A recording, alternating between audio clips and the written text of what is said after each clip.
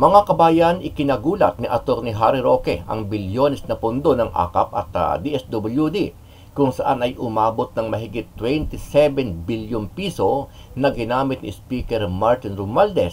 Ito ay para sa pangangalap ng pirma kapalit ng kanyang isinusulong na People's Initiative para sa pagbabago ng saligang batas. Matatandaan na ikinagulat at ibinunyag ni Senadora Amy Marcos sa Senate hearing na ginamit pala ng Kamara ang pondo ng DSWD kung saan ay namamahagi ng 20 milyong piso bawat distrito itong si Speaker Romualdez. Sabi ni Roque, ngayon lang siya nakarinig ng ganitong sistema kung saan na si Speaker Romualdez ang nagdidesisyon at hindi si PBBM. Ngayon lang po ko nakarinig ng ganito na ayuda, hindi galing sa presidente ang proposal, galing mismo sa House. At tanging si Speaker lang ang magdidesisyon kung paano gagastusin. Paano mga senador? Ang mga senador na 16 million ng boto, si Speaker siguro 80 mil lang siguro ang boto ang kanyang mandato galing sa Tacloban. O sabihin na natin 150,000.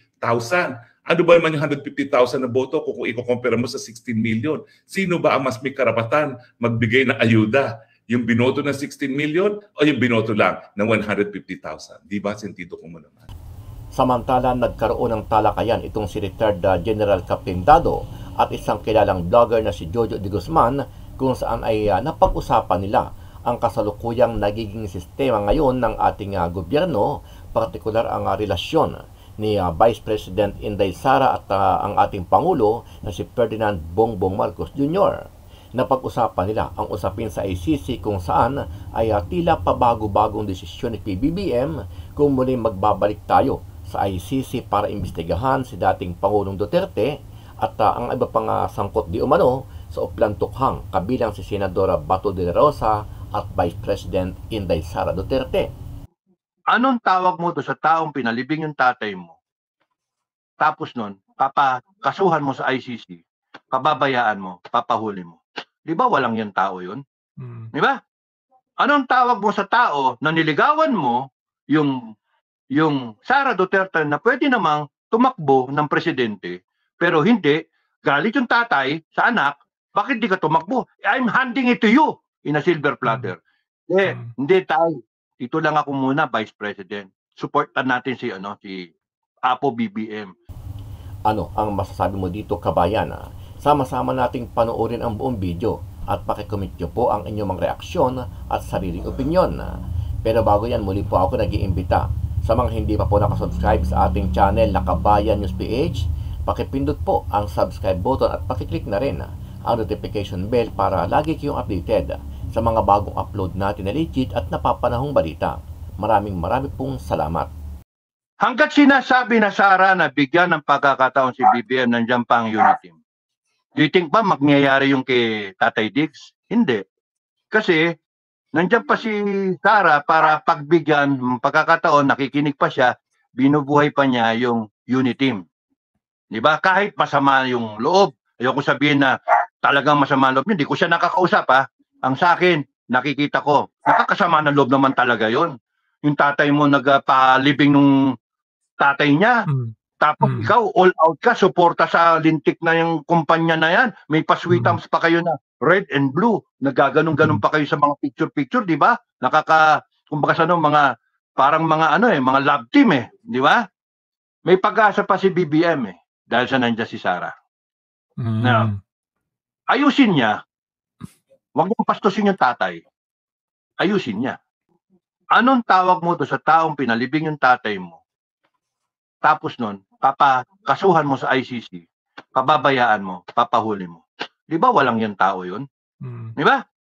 Anong tawag mo sa tao na niligawan mo yung Sara Duterte na pwede namang tumakbo ng presidente, pero hindi, galit yung tatay sa anak, bakit di ka tumakbo? I'm handing it to you in a silver platter. Hindi tayo. Dito lang ako muna, Vice President. Supportan natin si Apo BBM. At yung tao, they went wild. Wow! Wow! Apo BBM! BBM, di ba? And then, bigla mong, parang hinitsupwera, binibitawan mo, parang ganon ang dating. Di ba walang yung ganon? Manggagamit? Exactly. Now, question mark, manggagamit. Anong tawag mo doon sa meron kang Vic Rodriguez na kasama mo? Ang tagal-tagal na. Eh di ba ginamit mo lang? Kasi binabayaan mo rin. Di ba? Sandali lang ha. Gulo yung aso eh. Kung ka dito, magagalaw eh. Ayun. So, pinalitan ng mga dilawan eh. Yes. So anong tawag mo sa ganon? And anong tawag mo sa tao na hinahayaan yung pinsan mo naggaguhin lahat? O yung asawa mo na yun yung question mark kung mabe-verify pa yon kasi hindi natin alam, di ba? Pero connecting the dots, mas malaki yung timbang ng tao, tinimbang ka ngunit kulang. Malaki ang kulang nitong tao na to. May diferensya. Tapos yung droga na sinasabi na Duterte na nagsabi na kasama siya sa listahan, biglang kinabukasan ang lumabas, PIDEA. Eh gago ka pala eh. Dapat presidente lumabas. Dapat si BBM ang lumabas. Nagpa-drug test dapat. Either nagpa-drug test siya o nag-sorry siya, the easy way out with humility. Yes, paamin ko, pero that was a long time ago. Ganon, mataintindihan pa tao yun eh. Parang yung Gloria Arroyo, I am sorry. Yung kay Garci. Pero hindi. It has to be PIDEA na parang sinungaling si Duterte. Nung nahuli siya sa interview, sinabi pa niya, fentanyl. Ang may problema si Duterte. Bangag si Duterte. Anong klaseng tao yun? Eh, sa argumento nga, mahinang argumento yung ibabalik mo yung debate doon sa tao na nag-aano sa'yo, nagko-question sa'yo. Parang sisiraan mo siya. Simple lang yun eh. Hair follicles, magpa-drug test ka. Tapos, wala na yan. Di ba? Ba't di niya magawa?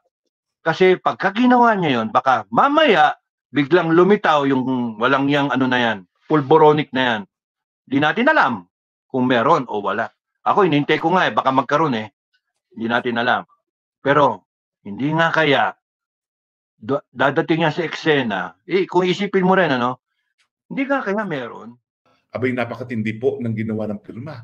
Namimili ng boto, naglilin lang na ayuda ang kapalit. So sa akin po, this is contrary to law, public morals, and of course, it bastardizes the Constitution. So dapat po yan mailabas. Kung ako si special ate to the President, ipapakontempt ko yan kapag yan ay hindi nagsabi kung sino yan. Dahil, again, ang investigasyon po ng Senado, that is plenary in character, hindi po dapat ini-invoke ang right to privacy. Siguro po pwede ang right against self-incrimination, yung idadawit mong sarili mo sa krimen. Pero ang privacy ay doubted po kasi public talaga ang hearing dyan at saka hindi naman po data privacy hinihingi dyan. Ang tinatanong natin talaga ay kung sino nagbigay ng donasyon na meron tayong karapatan malaman kasi tinitingnan nga natin kung itong bribing initiative ay nanggaling nga sa taong bayan o nanggaling sa politiko. So ano pa ang ebidensyang nakalap? Well, syempre, nandyan na yung email na siniwalat ni Super Ate to the President na nanggaling sa tanggapan ni Mr. Specker na nagbibigay direksyon sa lahat ng mga kongresista na kinakailangan, kumuha na sila ng 3% na pirma sa kanilang mga distrito dahil kinakailangan nga po 12% nationally tsaka 3% per district. Tapos ito pa, meron pang ACAT. Siyempre, ang dami ng testigo na nagsabi na nung pinapirma sila, yan daw ay para sa ayuda. Siyempre, sino ba naman ayaw sa ayuda kaya pumirma sila. Pero ang lumabas ngayon sa Senado, meron pa palang pondo, 27 billion ACAT. Wala ito doon sa National Expenditure Plan. Ito yung sinimutin ng Malacanang sa Kongreso. Wala ito doon sa final appropriations bill, no, as approved by both houses. Ito po ay isang insertion na pinasok ng mga taga-kamara doon sa Bicameral Conference Committee. Alam niyo po talaga, yan ang hirap dito sa ating budget process. Otherwise, lahat ng step sa ating budget process ay meron transparency. Kasi yung NEB, National Expenditure Plan, NEP, yan po ay publish, linalagay sa internet, pwedeng busisiin. Tapos yung mga different committees na dumidinig ng mga budget ng iba't ibang departamento, publiko rin ang kanilang hearing. No? Tapos pag na-approve sa committee level, nasa plenaryo, approve nila yung General Appropriations Bill. public din. Ang hindi po public na nakatago sa publiko ay yung Bicameral Conference Committee report. Diyan po tinanggal ang confidential fund ni Inday Sara Duterte. Dahil yan po ay naging recommendation nga ng small committee sa Kamara matapos maaprubahan na ng plenary yung General Appropriations Bill. At apparently, hindi alam ng senador na merong akat.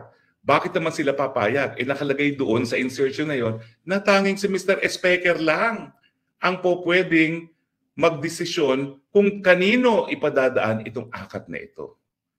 Di ba kakaiba yan? Kaya naman sa akin, kapanipaniwala na hindi alam talaga yun ng Senado, bakit? Kung ikaw ay meron kang 15 million votes, ikukumpira mo sa 100,000 votes ni Mr. Congressman, bakit sila lang ang makikinabang dyan sa ayudang yan? Alam nyo naman, epal yan eh. Kapag ikaw ay politiko at namigay ka ng ayuda, epal yan para sa'yo. Papayag ba naman ang mga senador na 16 million ng boto na hindi sila mamimigay na akat? Kaya kapanipaniwala talaga na insertion niya na tanging Kamara lang ang nakakaalam. Ano ngayon ang significance itong akat na ito na 27 billion? Kasi nga, sinabi ni Super Ate to the President na nangako ng 20 million kada legislative district. Okay, ito po, math ha. Bubuksan ko lang yung aking calculator dahil mahina ako. Ang hirap dito, napakalaki po nun eh. 27 billion, okay? Million lang yan. Billion, ako. Ayaw na po. Hanggang 270 million lang yung aking computer. So anyway, i-divide natin to 300, sabihin na natin 300 districts. Lumalabas, tatlo pa, lumalabas po, mali kulang ng zero no? So lumalabas po na talagang mas malaki pa sa 20 million kada distrito ang po pwedeng makuha ng mga kongresista na magdi-deliver ng 3% votes. Tanong, na-establish na yan? Hindi pa po. Ang na-establish lang ni Super Ate to the President, nangako na 20 million kada distrito. Ang tanong, saan naman niya kukunin yan? Alam ko malaki ang kanyang confidential fund. Parang magkano ba yung confidential niya at saka extraordinary expense, parang 1.71 billion. Pero hindi sapat yan. Punta to 20 million na merong 300 congressmen. No? So posible po, yun po, teorya pa lamang, posible na ang pagkukunan ng 20 million kada distrito ay itong akat na tanging si Speaker lang ang po pwede magdesisyon kung kanino pupunta. Nakakakilabot po. Alam mo po bakit? Napakatagal ko po naging empleyado sa Kamara. Nung ako po yung nag-aaral ng abogasya sa UP, nagtatrabaho na po ako sa Kongreso. Tapos po, naging Chief of Staff din ako para sa Kongresista ng Pasay. Tapos naging Kongresista ako mismo. Ngayon lang po ako nakarinig ng ganito na ayuda, hindi galing sa Presidente ang proposal, galing mismo sa House. At tanging si Speaker lang ang magdidesisyon kung paano gagastusin. Paano mga senador? Ang mga senador na 16 million ng boto, si Speaker siguro 80 mil lang siguro ang vote ang kanyang mandato galing sa Tacloban. O sabihin na natin 150,000. Ano ba naman yung 150,000 na boto kung i-compare mo sa 16 million? Sino ba ang mas may karapatan magbigay ng ayuda? Yung binoto ng 16 million o yung binoto lang ng 150,000? Di ba sentido ko mo naman? Bakit papayag ang Senado kung nalalaman nila yon? Pero siyempre, pag pinagtagni-tagne, yan ang pong malinaw. Yung 55 million na di umano ginastos sa commercial, hindi po yan ang galing sa donors. Bakit? Dahil kung meron po yan galing sa donors, dapat siniwalat ang pangalan, dapat tinignan kung nagbayad ng buwis. May pinanggalingan po yan, hindi sa mga donors. Anong mga possibility? Galing po yan sa Kongreso mismo. Tingin nyo ba gagastos ng personal na pera sa Speaker? I doubt it. Pero gagastos siya ng pera ng kaban ng bayan? Posible. Yan mo sinasabi natin, posible. Kasi kinakailangan pagtagni-tagniin ang ebidensya. At siguro nga po, itong akat neto na 27 billion na tumataginting, ito po ang magpopondo para sa bribery initiative.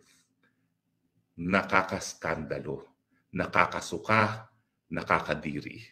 Na ang tinawag na People's Initiative dapat manggaling sa taong bayan. Ginagamit kaban ng bayan para bilhin ang mga lagda. Mahiya kayo sa inyong mga sarili. At to paraphrase and to quote super ate to the President Amy Marcos and Senator Chis Escudero, ang kakapal ng mga mukha ninyo.